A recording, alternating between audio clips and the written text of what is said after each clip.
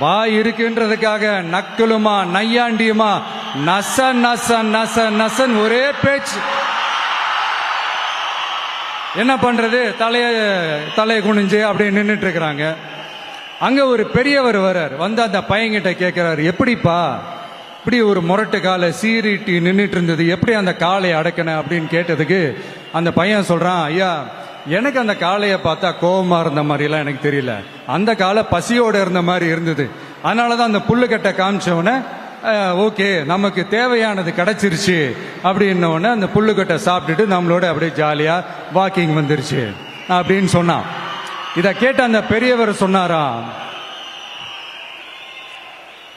இந்த சின்னவங்க பெரியவங்க அனுபவம் இருக்கிறவங்க அனுபவம் இல்லாதவங்க இதெல்லாம் விஷயமே கிடையாது.